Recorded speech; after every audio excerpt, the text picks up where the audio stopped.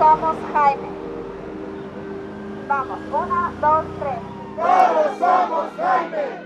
Todos somos Jaime. Bueno, mi papá era una persona que aquí en la U es una persona muy querida por todos, porque él siempre fue amable, siempre estuvo presente en cualquier cosa que le pidieran, él hacía, o sea, nunca decía que no, siempre estaba pendiente de cualquier cosa.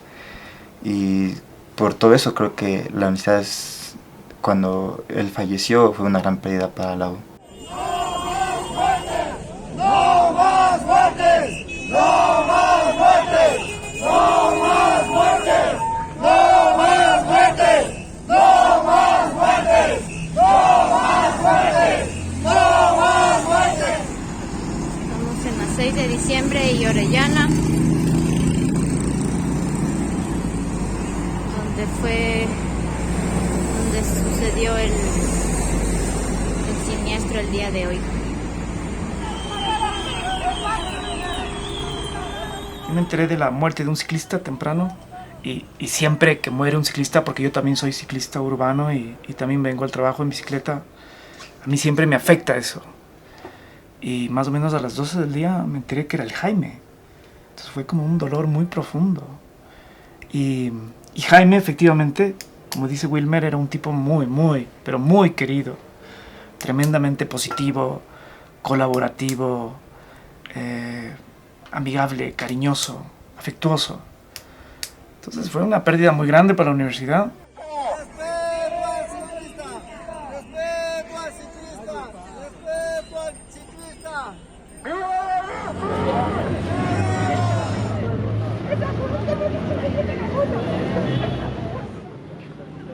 Nosotros dentro de los colectivos ciclistas tenemos esta práctica de colocar una bicicleta blanca en el lugar donde falleció la persona, y que es básicamente para conmemorar su vida, pero también para recordarle a la ciudad que esa persona falleció por una falta de decisión, por una falta de políticas que cuiden a los más vulnerables.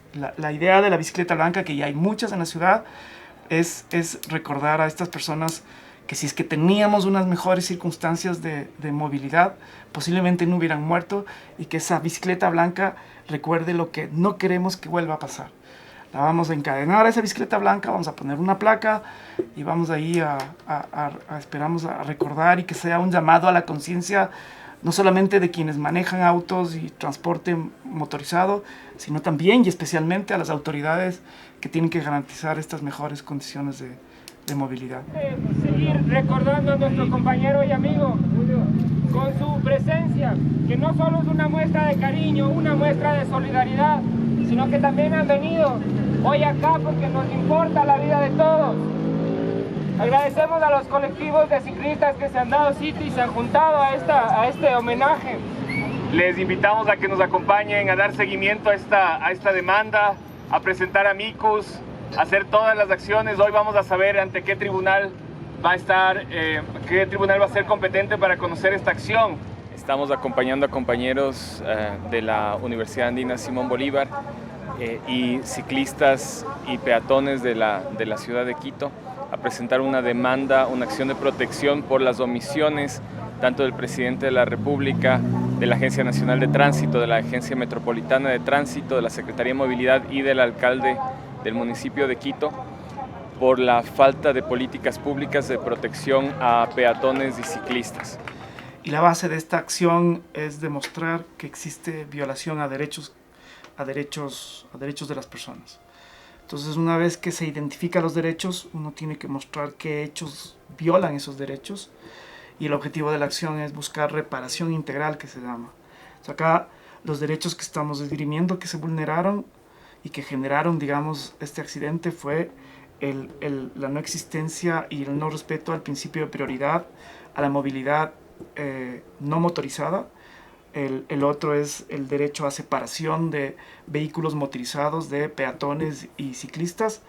El otro es la seguridad para circular por Quito. Y finalmente la falta de educación y formación vial sobre la ley de tránsito y sobre todo los derechos, que aquí esta ciudad es tan caótica.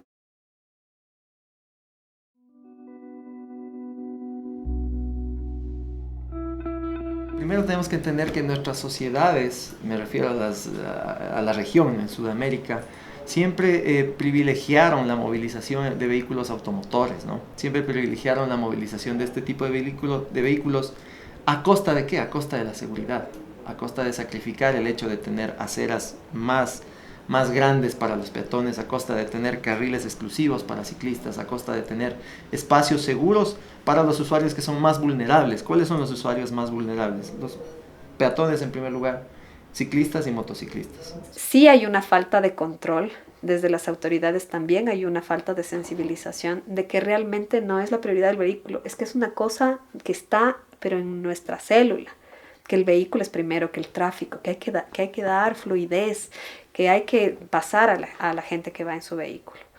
Esta ciudad está al revés.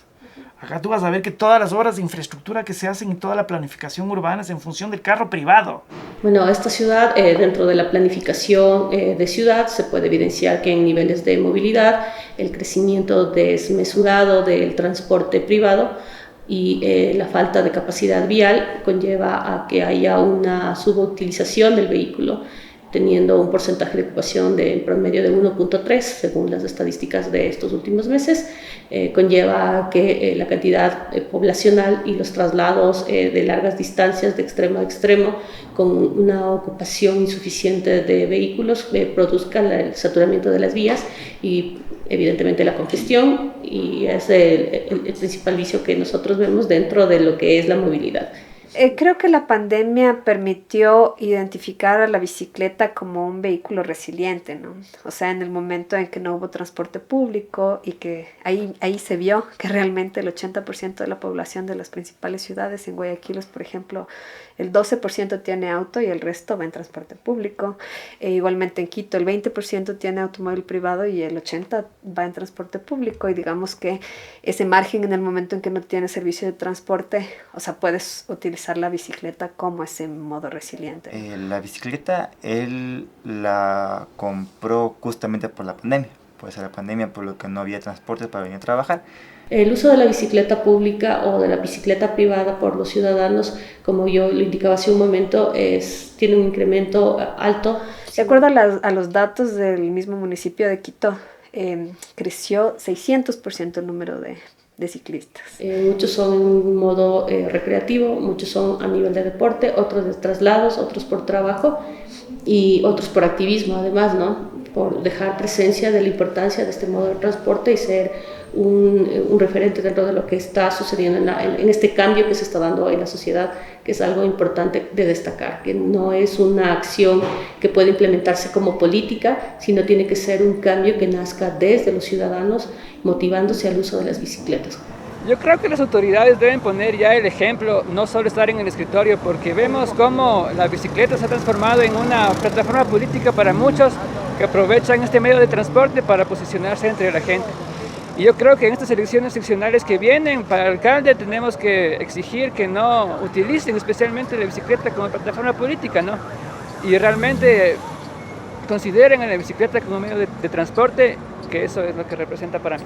Nosotros como colectivo sí presionamos para que se puedan implementar ciclovías, porque en los otros países lo que pasaba era que otra vez había mucha velocidad, mucha gente utilizando bicicleta por primera vez entre comillas, porque tal vez el uso recreativo es general, pero cuando utilizas la bicicleta como modo de transporte te prestas a otras lógicas, ¿no? O sea, por ejemplo, estas discusiones de si debes ir en contravía o si debes ir en la vía, digamos, en el sentido de la vía, cosas como esas que para el ciclista que nunca ha sido ciclista urbano son cosas nuevas. Cogíamos una ruta que es el Faro, en cambio en esa ruta de ahí los carros pasan muy cerquita de uno, porque no hay espacio para manejar por ese espacio. Entonces, si uno va por la vereda, no puede, por lo que hay esas gradas, todo así, o la gente que pasa por ahí. Entonces, una opta es ir por el ladito ese pequeño espacio. Entonces, en el pequeño espacio, a veces los carros se meten mucho hacia ahí y no había como movilizarse muy bien ahí. Siempre, ¿por qué pedimos el 1,50 m? ¿Por qué pedimos que nos rebasen con 1,50 m? Por el efecto succión, que es algo físico. No es algo que nos inventamos, sino que está comprobado científicamente. No lo puedes prever. Se te pueden ir a la izquierda, a la derecha, se te pueden frenar, tú puedes caer donde menos te lo esperas. Entonces también es cuestión de la persona que conduce, de ser precavido. Lamentablemente, la composición de nuestro tránsito ha hecho que nuestros ciclistas y peatones inclusive compartan las vías con vehículos en vías rápidas. Los casos de los siniestros sucedidos en espacios que no han sido determinados como ciclovías, si bien es cierto puede ser un tema de falta de infraestructura, también es un tema de entender que el sistema está concebido de manera que se puede interconectar y disminuir el riesgo. El momento en el que usamos una ciclovía que no está interconectada entre sí, el ciudadano excede su riesgo de sufrir cualquier incidente o siniestro. Entonces, la política es llegar a tener la mayor cantidad de ciclovías en la ciudad, pero la infraestructura actual es la que debemos usar para garantizar nuestra seguridad vial. Quien conduce mal, no le decimos que conduce mal. Se pasa el rojo, ¡ay, se pasó!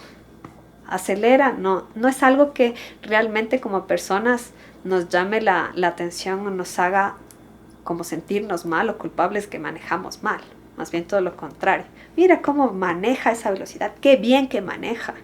Muchos de nuestros conductores, como usted bien lo menciona, no están preparados. Pueden tener una licencia de conducir, un permiso de conducir, pero no están debidamente preparados para enfrentar el tráfico y las circunstancias de tránsito que tenemos en nuestro país.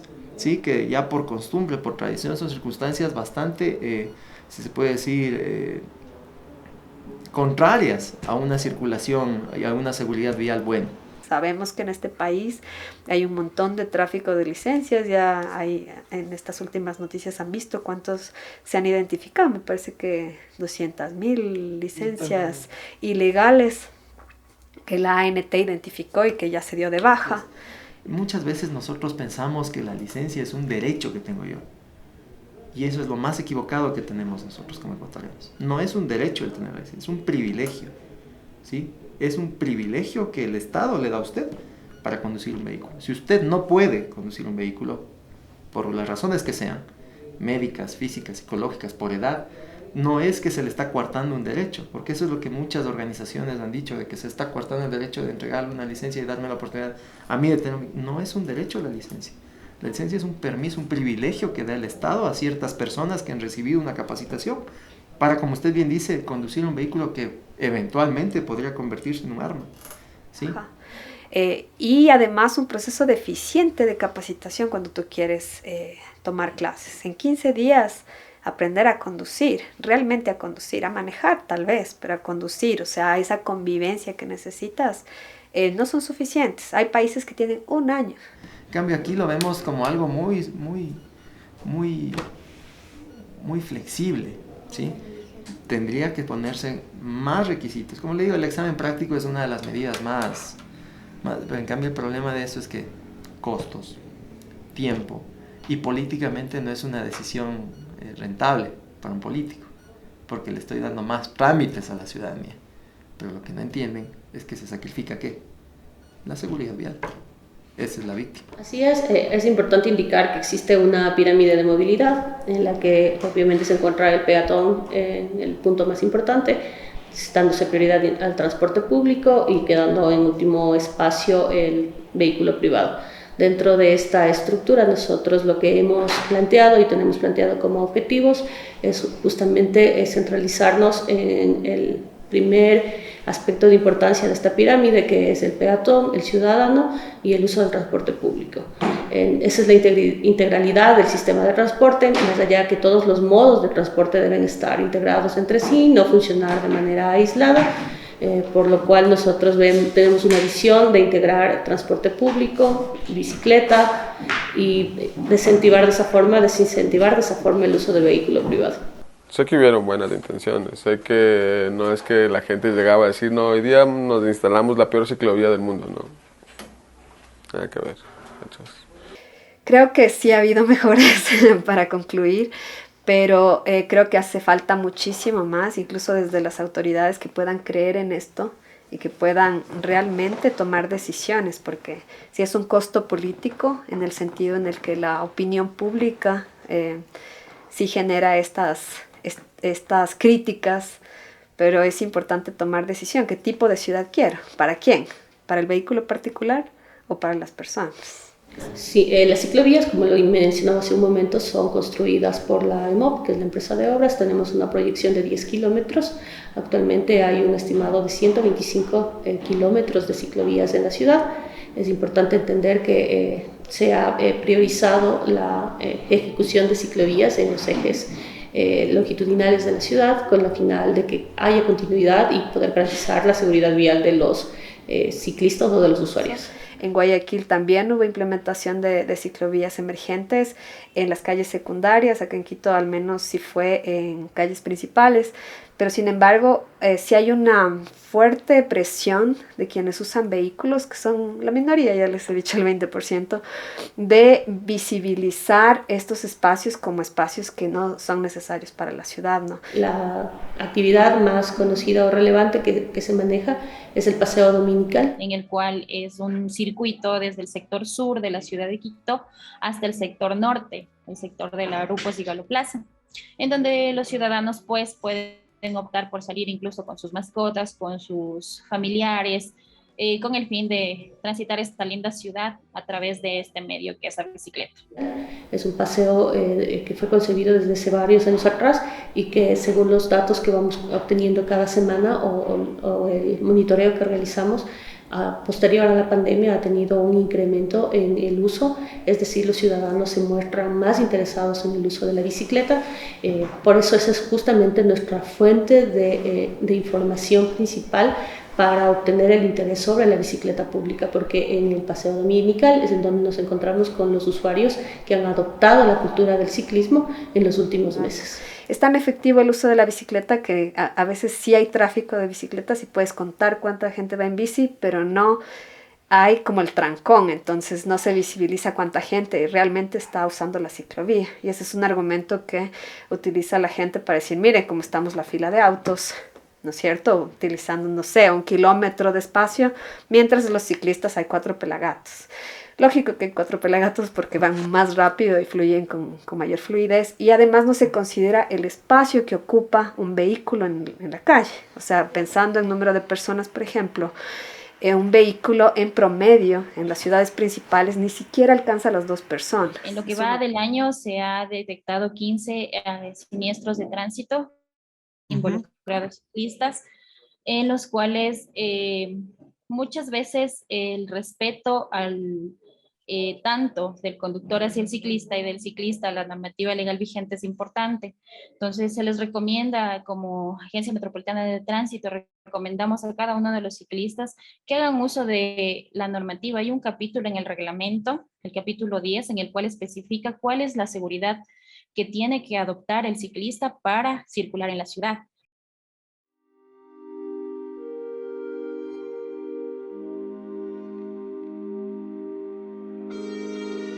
Jaime ha personificado nuestra necesidad de estas políticas y de estas decisiones de ciudad que finalmente recaen en las vidas de las personas. O sea, aquí vemos una familia afectada, incluso económicamente. Padre de familia que mantenía a su familia y que ahora esos guaguas quedan en la orfandad, ¿no? ¿Por qué? ¿Por decidir moverse en bicicleta? ¿Cómo me siento yo cuando circulo en bicicleta? Obviamente como una persona vulnerable, pero ya les digo, yo les hablo desde, o sea, no soy el ciudadano normal, tengo el sesgo de que trabajo en esto. Entonces yo no salgo en bicicleta, como les digo, a vías abiertas, no, porque yo entiendo de que es peligroso para mí, o sea, y es lo que debe sentir la mayoría de personas. Como te decía, la personificación de esta acción, de este siniestro, en Jaime, de cierta manera, sí nos ayuda a posicionar esta discusión también desde otros discursos, ¿no? A bajarnos un poco los discursos, porque a veces se escucha más esto del ciclista irresponsable, estos ciclistas que se pasan el rojo, que no respetan a nadie, que además van jugando en las calles, van serpenteando, no respetan a nadie. Entonces, que Jaime sea una persona que trabajaba en la Universidad Andina, un trabajador, ¿no es cierto?, un padre, una persona mayor de 40 años, baja este discurso. O sea, no es que le atropellaron porque andaba haciendo wheelies en la Ecovía. La acción no está encaminada ni a buscar la responsabilidad de Jaime, ni a buscar la responsabilidad del chofer. La acción está encaminada a enfocar de que el sistema de movilidad de Quito es un sistema que genera accidentes de tránsito y por lo tanto el responsable es, en primer lugar, el municipio por el sistema que está generando y también corresponsable, digamos, las autoridades estatales centrales. Pero no estamos, ni tampoco nos interesa averiguar, ni peor perseguir al chofer y mucho menos aclarar las circunstancias de la muerte. Yo creo que la bicicleta es un medio, por lo menos en sectores urbanos, que va disruptivo en nuestra sociedad, disruptivo tremendamente porque brinda una oportunidad enorme de mejorar la calidad de vida de las personas, mejora la calidad de la ciudad, mejora la calidad del traslado. O sea, los beneficios son, a mi parecer, inmejorables frente al transporte automotor. A mí me parece que cada vez que una persona toma una bicicleta, es una persona que está haciendo un favor a esta ciudad, por 1000 razones. Una de esas es que no contribuye a la emisión de dióxido de carbono. La otra es que no contribuye a un carro más que nos pone neuróticos en esta ciudad. Así que a mí me parece que lo que hay que pensar cada vez que vemos un ciclista, no solamente hay que respetarle, sino también que agradecerle. Más bien es el llamado también a que se animen a usar la bicicleta como modo de transporte y si no la usan, que nos respeten. La convivencia conlleva respeto dentro de lo que cada uno como usuario de transporte público, usuario de vehículo privado o de bicicleta tiene que realizar conforme las normas dentro de sus recorridos. El respeto a la normativa, el respeto a las señales de tránsito, el respeto a los modos de transporte más susceptibles a siniestros, creo que nos llevará a una mejor convivencia y un mejor control de la movilidad. O sea, también está esta opción de que puedas moverte en tu vehículo, pero que estés consciente de que eres el 20% de la población de esta ciudad, que ocupa el 80% del espacio urbano, o sea, ocupas casi toda la ciudad y que debes hacerlo con respeto, ¿no? Que debes dar prioridad a las personas al cruzar, igualmente a los ciclistas y más aún a los guaguas y a personas vulnerables, con discapacidad, adultos mayores, ¿no? Entonces, eso básicamente es el mensaje. Les llamo a que gritemos respeto, respeto, respeto por la vida en este sitio donde fue atropellado y donde no se respetó la vida de Jaime.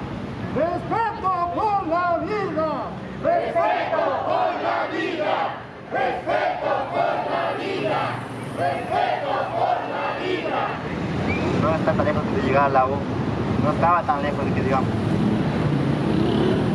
A unos 10 llegaba, pero lamentablemente no fue así. Y agradezco a todos ustedes por estar aquí. Muchas gracias. ¡Bravo! Una gran sorpresa que tanta gente se haya estado en el movimiento que estamos haciendo por mi papá. Es algo increíble cuánta gente apoya, sobre todo los ciclistas, que en este caso fue mi papá. Agradezco de antemano también por ver cómo estamos aquí. Y lo que queremos es que haya más seguridad en las vías. O sea, eso es lo que estamos ahorita. Que haya seguridad, que los ciclistas, los peatones puedan estar sin peligros, sin apuros, sin nada en las vías.